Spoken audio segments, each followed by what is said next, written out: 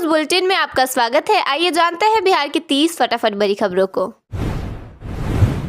CM से की गई शिकायत के बाद डिप्टी सीएम विजय सिन्हा की भाषा में बदलाव देखने को मिला है। सहरसा में उन्होंने कहा कि सभी कर्मचारी उनके भाई जैसे हैं, लेकिन जो लोग लापरवाही करेंगे उनके खिलाफ कार्रवाई जरूर की जाएगी। बेगूसराय में एक महिला ने अपने बॉयफ्रेंड के लिए अपनी ही बेटी की हत्या कर दी। इसके बाद महिला ने खुद भी जहर खा लिया।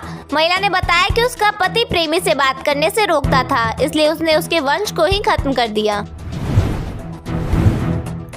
खरमास के बाद लालू प्रसाद यादव नए आवास में शिफ्ट होंगे। महुआ बाग स्थित बंगला भी तैयार नहीं हो सका है, इसलिए वेटनरी कॉलेज के पीछे एक वैकल्पिक घर बनाया जा रहा है, जहां 24 मजदूर दिन रात काम में लगे हुए हैं।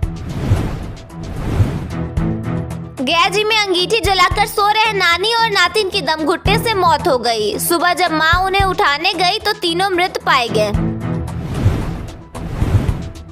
पूर्व मंत्री तेज प्रताप यादव की तबीयत बिगड़ गई। पेट में तकलीफ के बाद उन्हें पटना के मेडिवर्सल अस्पताल ले जाया गया, जहां करीब 2.5 घंटे तक उनकी जांच चली। नए साल पर पूरे बिहार में उत्सव का माहौल है। राजगीर में ग्लास ब्रिज और सफारी बंद होने से पर्यटक लौटते दिखे, जबकि मुंगेर में सैलानी गर्म पानी के कुंड में डुबकी लगा रहे हैं और देवघर में 3 लाख श्रद्धालुओं के पहुंचने की संभावना है। आरएलएम से नाराज विधायकों को यूजर्स ने सलाह दी है। रामेश्वर महतो ने JNDA लिखते हुए कहा कि उपेंद्र जी को आंख दिखाकर कहीं के नहीं रहिएगा। औरंगाबाद में घर से करीब 100 मीटर दूर एक नाबालिग का शव मिला है। परिजनों ने के बाद हत्या की आशंका जताई है। पटना मेट्रो में नौकरी दिलाने के नाम पर 700 लोगों से ठगी का मामला सामने आया है। फर्जी वेबसाइट बनाकर लोगों से करीब 8 लाख रुपए ठगे गए। मास्टरमाइंड समेत 3 लोगों को गिरफ्तार किया गया है। गया जी में ट्रेन के प्लेटफॉर्म के बीच फंसे एक युवक को आरपीएफ ने बचा लिया। युवक मोबाइल लेने के लिए चलती ट्रेन पर चढ़ने की कोशिश कर रहा था। समस्तीपुर में शराब बरामदगी के दौरान पुलिस टीम पर हमला किया गया। उजियारपुर में खेप उतारने की सूचना पर पहुंची LTF की टीम जान बचाकर भागी। आर्मा का पति बोला कि उसकी पत्नी एक इंजीनियर के संपर्क में है। 36 घंटे तक लापता रहने के बाद पत्नी से ससुराल वालों और पति की बातचीत हुई। पटना यूनिवर्सिटी की रिटायर्ड महिला प्रोफेसर से 3.7 करोड़ रुपए की ठगी करने वाला आरोपी गिरफ्तार किया गया है। आरोपी को 1 साल बाद बंगाल से पकड़ा गया। जमुई में सांसद अरुण भारती के लिए लापता सांसद के पोस्टर लगाए गए हैं। लोगों में उनके खिलाफ नाराजगी है और कहा जा रहा है कि करीब 2 महीने से सांसद नजर नहीं आए हैं। मौसम को लेकर खबर है कि बिहार के 24 जिलों में कोहरा और कोल्ड डे का ऑरेंज अलर्ट जारी किया गया है। 6 जनवरी तक ठंड से फिलहाल राहत मिलने की संभावना नहीं है। बिहार सरकार ने प्रदेश की बंद चीनी मिलों को फिर से शुरू करने का फैसला लिया है। मधुबनी की रैयाम और दरभंगा की सकरी चीनी मिल सहकारिता विभाग के तहत संचालित होंगी। कैबिनेट मंजूरी के बाद योजना सार्वजनिक की जाएगी। पटना में ऑटो चालकों ने एक तरफा फैसला लेते हुए गांधी मैदान से Patna junction multi level parking तक के किराए में बढ़ोतरी कर दी है। अब यात्रियों को 15 रुपए की जगह 20 रुपए चुकाने होंगे। ऑटोमेंस यूनियन ने यह फैसला 1 जनवरी से लागू करने का ऐलान किया है। हालांकि जिला प्रशासन ने इस बढ़ोतरी को मनमाना बताते हुए कार्रवाई की चेतावनी दी है। कड़ाके की ठंड के कारण पटना के नालंदा मेडिकल कॉलेज अस्पताल की इमरजेंसी में मरीजों की संख्या तेजी से बढ़ रही है। हृदय रोग, लकवा और सांस की तकलीफ वाले मरीज अधिक आ रहे हैं, जिनकी मधुमेह और रक्तचाप भी बढ़े हुए हैं। 30 बेड की इमरजेंसी में 50 से अधिक मरीजों को भर्ती किया गया है, जिससे अव्यवस्था फैल गई है। डॉक्टर ठंड से बचाव और नियमित दवा लेने की सलाह दे रहे हैं। डीएम डॉक्टर त्यागराजन SM ने पटना में औद्योगिक विकास तेज करने और रोजगार बढ़ाने के लिए फतुहा में उद्यमी संवाद आयोजित किया। 40 उद्यमियों ने नए उद्योगों की स्थापना की और समस्याओं पर चर्चा भी हुई। फतुहा औद्योगिक क्षेत्र में 14 नई इकाइयां स्थापित हो रही हैं, जिससे हजारों युवाओं को रोजगार मिलेगा। सरकार का लक्ष्य पलायन रोकना है। बिहार के 20 जिलों में औद्योगिक क्षेत्र विकसित किए जा रहे हैं, जिसमें मुजफ्फरपुर के पारू में 700 एकड़ का क्षेत्र शामिल है। राजस्व एवं भूमि सुधार विभाग ने संबंधित जिलों को संस्थानों के साथ नियमित समीक्षा करने का निर्देश दिया है, ताकि कार्य में तेजी आए और नए उद्योगों को बढ़ावा मिले। भारतीय रेलवे ने यात्रियों को डिजिटल टिकटिंग की ओर प्रोत्साहित करने के लिए बड़ा फैसला लिया है। रेल वन ऐप के जरिए अनारक्षित यानी जनरल टिकट बुक करने पर अब किराए में 3% की छूट मिलेगी। रेल मंत्रालय के निर्देश पर यह सुविधा 14 जनवरी से 14 जुलाई 2026 तक 6 महीने के लिए लागू रहेगी। इस फैसले से खास तौर पर दैनिक यात्रियों और कम दूरी के यात्रियों को राहत मिलने की उम्मीद है।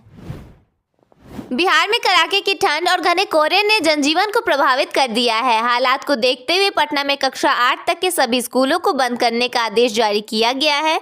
पटना के जिलाधिकारी डॉक्टर त्यागराजन SM ने बुधवार को आदेश जारी कर कहा कि 31 दिसंबर से 2 जनवरी तक कक्षा 1 से 8वीं तक के सभी सरकारी और निजी विद्यालय बंद रहेंगे।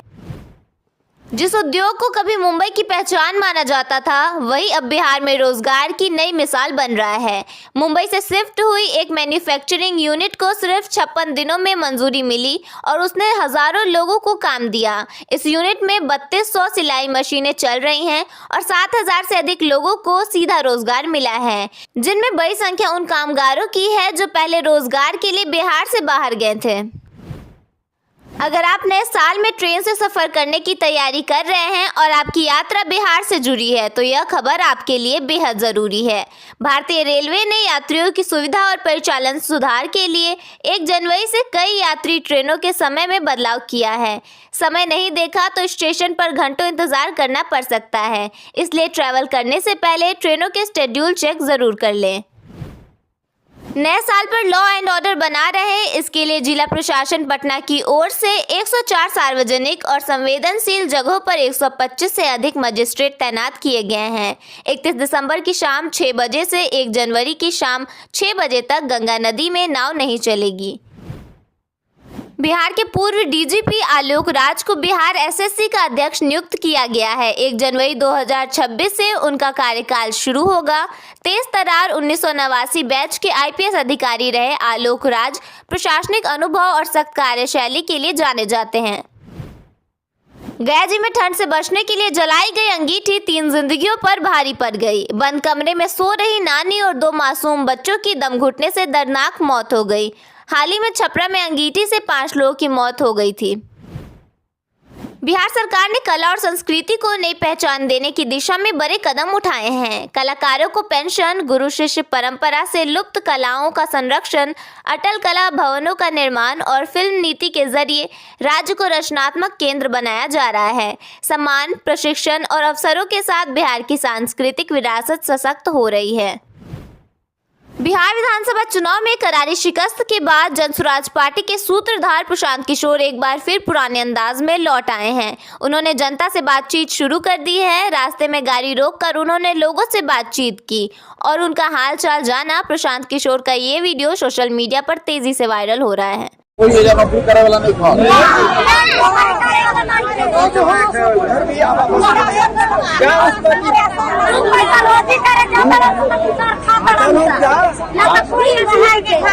कोई के जमीन नहीं के खेती के रहने के लिए आवास वाला घर मिलल बा।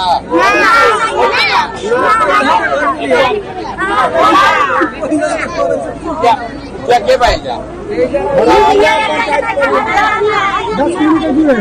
कोई सरकारी अफसर नहीं किया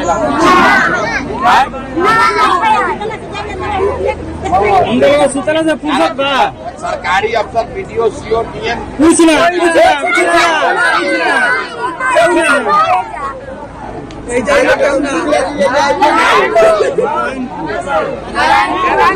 आधार कार्ड बार हुआ सब राशन मिला था।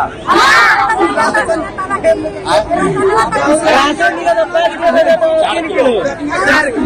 4 किलो।